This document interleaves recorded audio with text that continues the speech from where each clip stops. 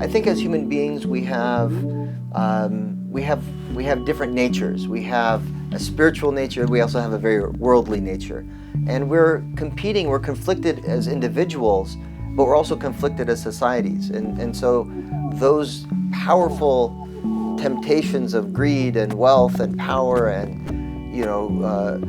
being part of the in-group and therefore having the out-group, the other group, the enemy, it's going to be part of our human nature, I think, going forward.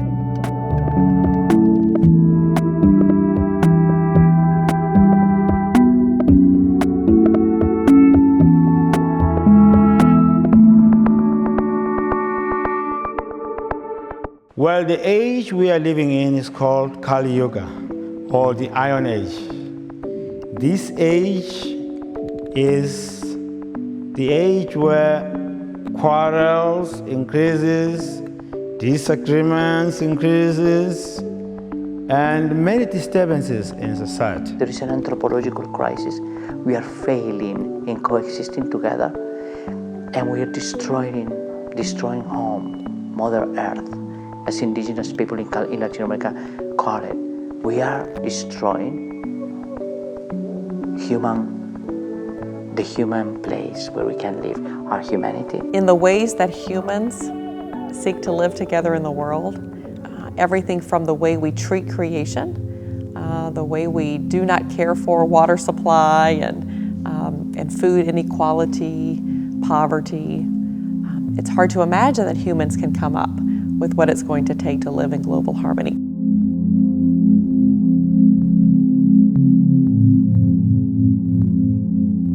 Global harmony, that's very hard to know, especially now. You see countries with so much conflict, seems unresolvable, with potentially powerful tools at their disposal, atomic bombs, viral warfare, biological warfare that could eliminate all life on the planet like that. Barring a miracle, barring God intervening, I think humans would just destroy themselves. Does God have an intention, and will God intervene by creating circumstances, which is, I think, the way God does it. He intervenes by circumstances, by just manipulating random events that favor His will. There's always a reaction to that. So as human evolution is evolving, as consciousness is evolving, there is a reaction to the evolution. And I don't think the reaction is winning in the long run, but I think in the short run, sometimes it feels like it's winning. There are some scientists who claim that the level of violence, nonetheless, has gone down across the world, not just in, the Western countries. So oddly enough, science here seems to be, at least among some researchers, more optimistic than I am. We are heading in the direction of greater humaneness, of greater humanity. I hope that's true.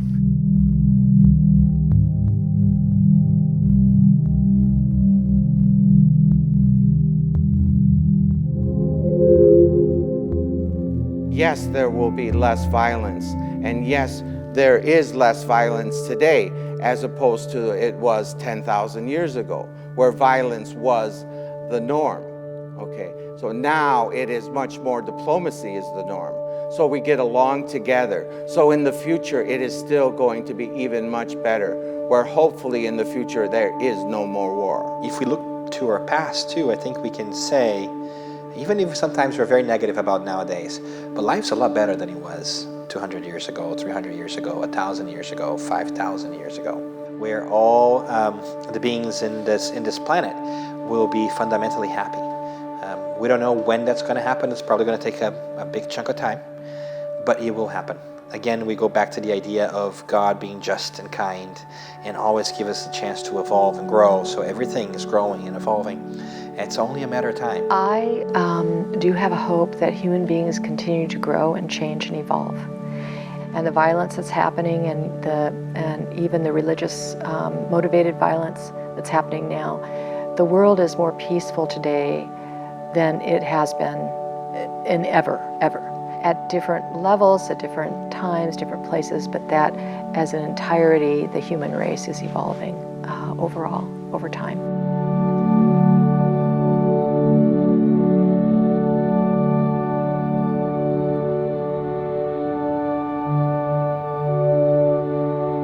Yes, in the future I think that we will have global harmony. But will that be the end of wars and violence? No, I don't think so. Because we will always be human. And being human, we will always have conflict. Although I have my doubts, and although there are a lot of things that have happened in human history that are still happening that cause me to have doubts about that, nonetheless, I feel I have to work for it. So we are really reassured and happy and willing and eager to get to that point. And what we will take is each one and all of us putting in our work. It won't just happen miraculously. We have to take the responsibility in our hands. But what a beautiful day will be when all of us, regardless of birth, creed, religion, sexual preference, whatever you want to call it, will be happy. We think we're going to get there.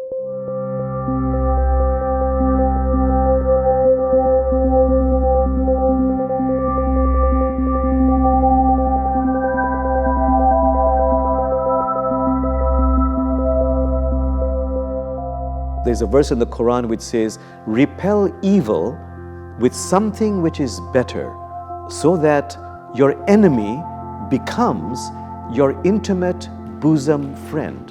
Like in Christianity, love your enemy, turn the other cheek. Also in Islam and other traditions also. So this means that this is not just there for a decoration in the Quran or in the Christian scriptures or Jewish scriptures or in the sutras of Hindus and Buddhists. It means that God or Spirit believes that eventually we are capable of being so developed through our inner work and our outer action that we will be able to love our enemy. One important responsibility of all who have received even a taste of divine wisdom is to share what has been given. I believe that diversity is the way. We do have the capacity to understand each other and to tolerate our differences. If we say everything's going to be terrible, then people just sort of give up and they just say, well, give me another drink, you know.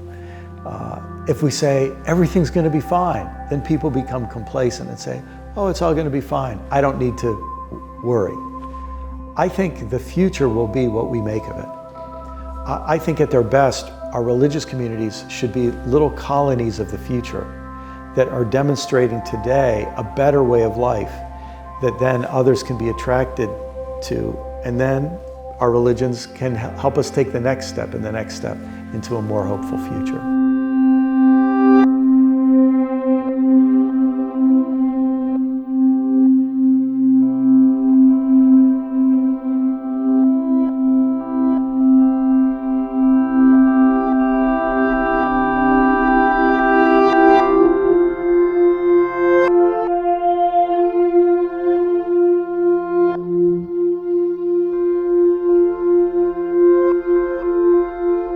Young people are to look to somebody to know how they should live in this world, how they should accept others in this world, how they should love their neighbors as they love themselves.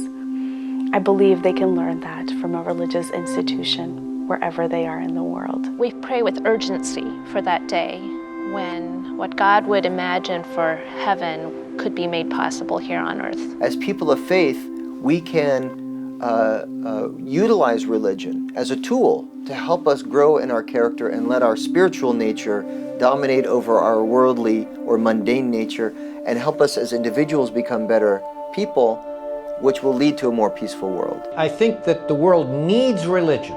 It needs it to survive. I'm not talking about the kind of religion that is fanatical and kills and destroys other people. You know, that That's not that is a distortion of what true religion is about.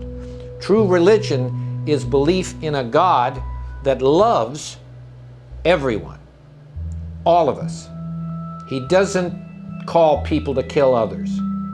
He calls people to surrender their others, to care for others, surrender themselves to care for others. This is the God that at least the God that I know. The Vedic scriptures do speak about the golden age, which is characterized by the whole of humanity glorifying the Supreme Lord through His holy names. And holy names is used in the plural, unlimited names that God has. So that opens space for all kinds of religions and cultures and people to glorify God in their own way, in their own languages, through the names they use to refer to God. The reason we get up in the morning is spiritual. So I call it religion, you can call it spiritual. Some people, if you're an academic, call it purpose and meaning in life. But it is all the same thing. It is a reason for living your life in spite of the suffering.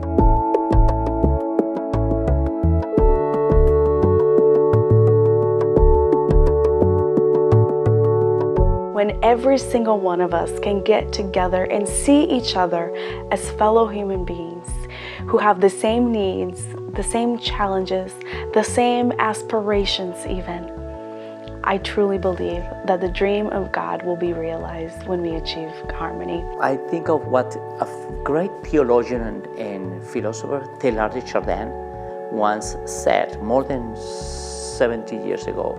He said that all futures, small futures, they all go in the same direction of a better future for all of us. He was talking about a Christo-cosmic future. Everything is going in that direction. We believe in that. Everything that comes from God is walking in the direction of God, even without we noticing that. Everything is going in that direction. That's our hope, and that's our commitment, that everything walks in the direction of God, which is the best direction for us.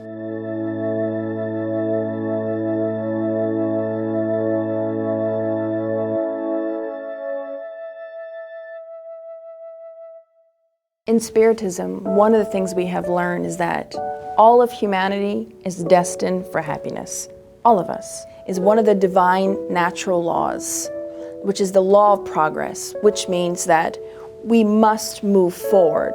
We do not believe in regression. We do not believe that we can go back and undo and unlearn what we have learned. And that's perhaps one of the most touching pieces about divinity in general, when you think about it, is ultimately we're all condemned to be happy. It is just a matter of how soon will it happen, and that's up to us.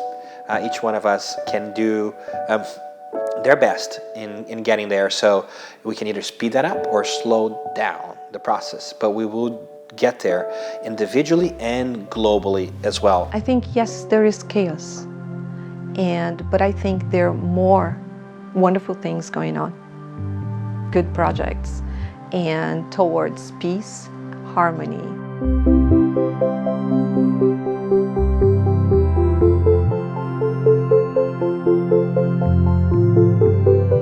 I've been looking for ways to make the world a better way, and I'm not a particularly political guy, but music and spirituality, so that's my way. So I'm absolutely sure that as time goes on, and as long as there is a motivation, as long as you realize interfaith is really a matter of our survival, we have to collaborate, we have to cooperate. There is no other way.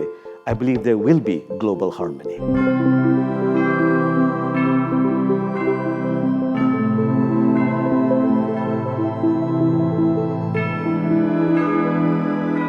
Global harmony, we can call this paradise on earth. So the more people who act, who think and act this way, then this global harmony, this paradise on earth, naturally will be realized.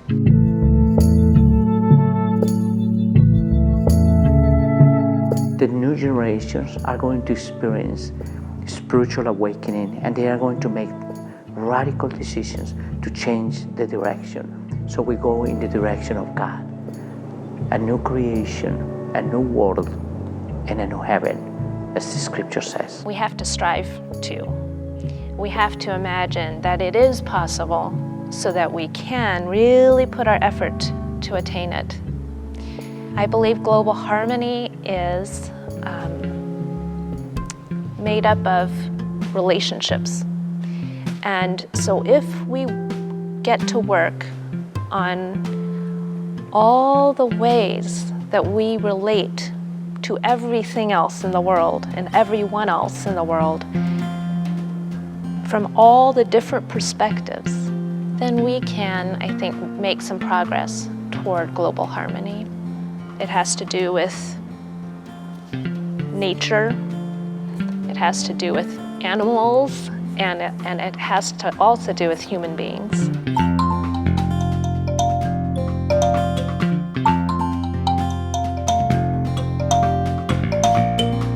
And I think for the most part it keeps our churches busy, it keeps Christians busy, or it should, on keeping God's desires and plans and dreams for us, like global harmony, in the forefront and keeping us busy in that task. Religion has many, many functions in life, and this is probably why it has survived for thousands of years. Even has survived really through modern scientific era, because it meets these needs that nothing else can meet.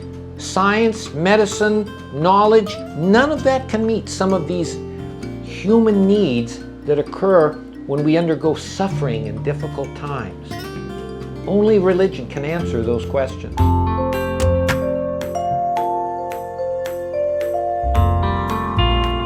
The scripture says that in this age, even though it's full of quarrels, people can be united in one religious principle. That is to glorify the name of God. The main thing is not to convert anyone. The main thing, the main objective is to make better human beings. If you belong to this religion or to that religion, it doesn't matter.